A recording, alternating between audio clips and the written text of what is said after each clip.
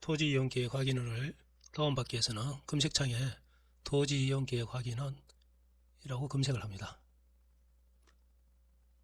그러면은 토지 이용 규제 정보 서비스 접근이 가능할 겁니다. 안으로 들어가면은 토지 이용 규제 정보 서비스 사이트로 들어갈 수가 있습니다. 상단에 토지 이용 계획에 보면은 주소로 찾기가 있죠. 도로명도도 찾기가 있고요. 자, 도로명으로 경남정보대 옆에 있는 주례중학교 주소로 한번 들어가 보겠습니다. 38번 길 68.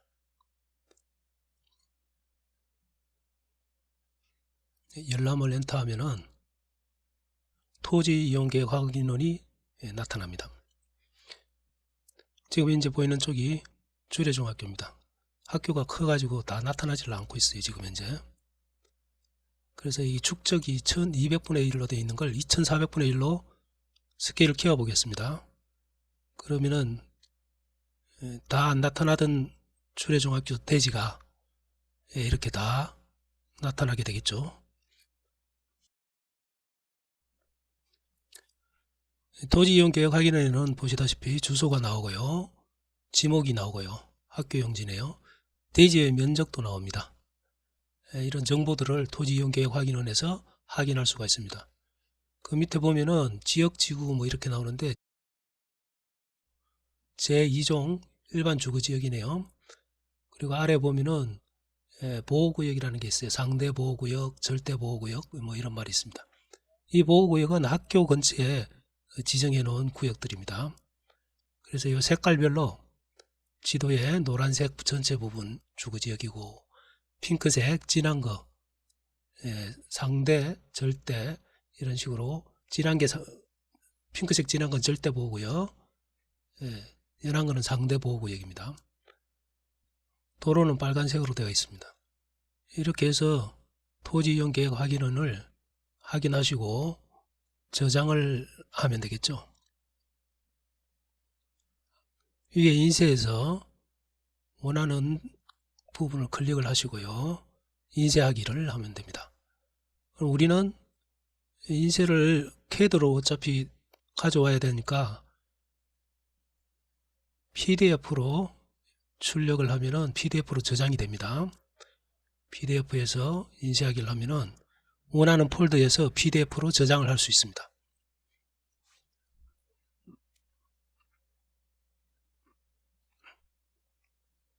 네. 이렇게 PDF로 폴더에 저장이 되어 있습니다. 면적도 보이죠? 면적은 나중에 CAD에서 필요한 거니까 기억해 두시면 편합니다. 이렇게 해서 토지 이용 계획 확인원은 폴더로 다운을 했습니다. 이 좀 작으니까 도면을 크게 키워서 저장을 해도 상관없습니다. 도면을 크게 보기를 하면은 아까 봤던 것보다 스케일은 같은데 조금 더 크게 나옵니다. 그래서 축적은 같죠. 그래서 이것을 인쇄를 해가지고 PDF 파일로 다시 저장을 해도 상관은 없습니다. 다만 여기는 면적하고 빠져버려요. 그래서 면적 확인할 때는 불편할 수는 있습니다. 참고하시면 됩니다. 같이 PDF로 저장을 하면 되고요.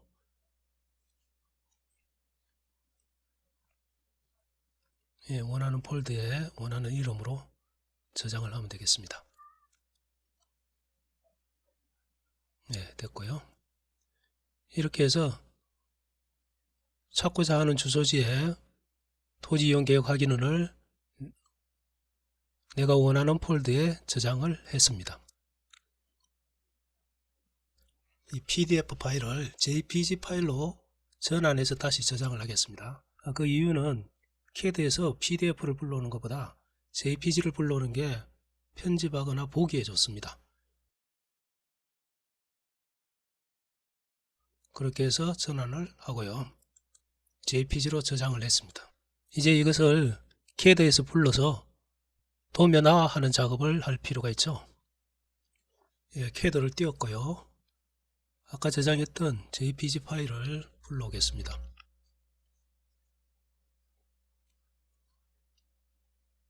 레스트 이미지를 클릭해서 불러오면 되겠습니다.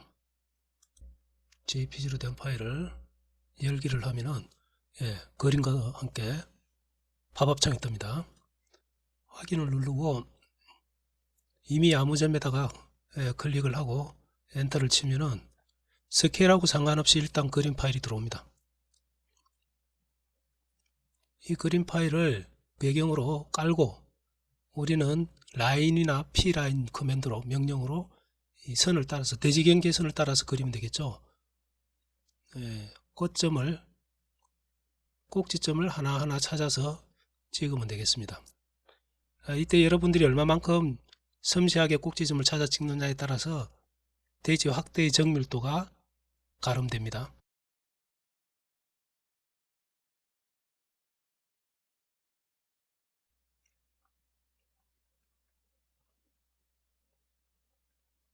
끝점에서 마무리를 하고요. 대지경계선이 다 됐으면 다음은 도로를 라인으로 해서 따라 그리겠습니다. 도로 라인은 빨간색이죠.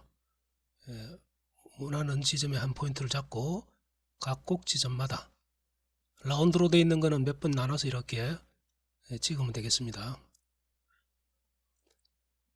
원하는 범위까지를 찍고요. 반대편에도 도로 반대편도 있으니까요. 반대편 라인도 이렇게 찍어서 조금 오버랩되게 이렇게 선을 긋고요.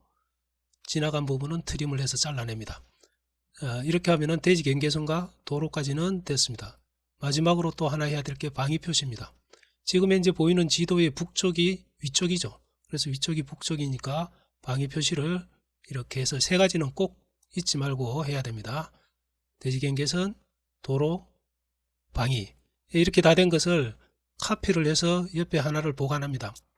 별 뜻은 없습니다. 그냥 만에 하나를 위해서 하나를 보관하는 겁니다. 나중에 필요할 수도 있어요. 그렇게 해서 하나는 테두리를 지워버리면 금방 우리가 그렸던 CAD 도면이 나타납니다. 지금부터가 중요합니다. 스케일을 어떻게 정할 거냐 하는 거죠. 자, 그러기 위해서는 우리가 확대한 대지 추례중학교를 찾아갑니다.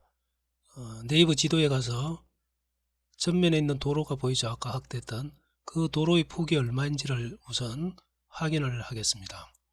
전면 도로의 폭 길이를 재면은 7.98m가 나옵니다. 7.9m 도로는 없습니다. 4m, 6m, 8m, 10m, 12m, 15m, 20m 이렇게 나갑니다. 도로는. 자, 그래서 우리 앞에 있는 도로가 8m라는 것을 알았습니다. 그러면 지금 현재 도면에 그려져 있는 앞에 도로 폭을 8m로 맞추면 되겠죠. 그러면 나머지는 자동으로 다 따라서 맞춰집니다. 자, 그래서 직각 방향으로 라인을 하나 긋고요. 반대편은 트림을 해서 없앱니다. 그러면은 이 두 점이 8m가 되면은 전체적으로 같이 축소나 확대가 되겠죠. 스케일이라는 명령으로 두 점을 8m로 맞추겠습니다. 스케일 셀렉트하고 하나의 점을 찍어줍니다. R이라고 치고요. 한 점, 두 점. 요 사이가 얼마입니까? 8m죠. 그럼 8,000으로 칩니다. 8,000을 하면은 자기가 알아서 커지거나 축소가 되는데 우리는 커졌네요. 만일을 위해서 카피해놨던 게 너무 작아서 옆으로 옮기고 스케일을 좀 키워주겠습니다. 임의로 그냥 키워놓겠습니다. 눈에 보일 정도로. 키웠습니다. 저 멀리가 있는가 봐요. 저 위에 있네요. 끄집어서 가까이 일단은 놔놓고요. 자, 다시 밑으로 와서 두 개가 확대된 두 점 사이가 8m인지 확인을 해보겠습니다. 디스턴트 명령을 써서 1포인트, 2포인트 하면은 밑에 숫자가 8,000이 나오죠. 일단 도로 기준으로 봤을 때는 바르게 확대가 된 것 같습니다. 다른 방법으로 다시 또 확인을 해보겠습니다. 저장해 놓은 토지 이용 계획 확인원에서 대지 면적을 확인해 보겠습니다. 면적을 잘 기억하시라고 그랬는데 14,399입니다. 자, 일단 확인이 됐고요. 이 전체의 면적이 같이 나오거나 비슷하게 나오면은 바르게 됐다는 거죠. 근데 이 면적을 확인하기 위해서는 에어리어라는 명령을 써야 되는데 P라인으로 되어 있어야 되는데 이게 지금 현재 라인이 하나하나 떨어져 있습니다. 이걸 연결해 주려면 P-edit라는 명령을 써서요. 조인을 해줍니다. 전체 하나하나 라인을 다 선택을 해서 라인을 조인을 해주면 P라인으로 변화합니다. P라인으로 변하면 이 전체가 한 덩어리가 되는 겁니다. 자, 일단 P라인으로 바꿨고요. 전체가 반짝반짝하죠. 한 덩어리입니다. 없앴다가 다시 언두했습니다. 에어리어 오브젝트로 해서 셀렉트를 하면은 지금 현재 대지 경계선으로 둘러싸인 면적이 하단에 나옵니다. 소수점 뒤에 당연히 버리고요. 뒤에서부터 6자리를 버린 나머지 숫자가 메다 제곱이 되겠습니다. 토지 계획 확인원에서 확인했던 면적과 이 면적이 같아야 되겠죠. 그러면 맞게 확대가 된 것입니다. 대지의 축척은 여기까지 하면 됩니다. 다음은 대지를 도로를 중심으로 수평으로 로테이트하는 방법입니다. 이 방법을 사용하는 이유는 우리가 평면 계획을 할 때 도로축과 수평일 때 CAD 작업하기가 쉽기 때문입니다.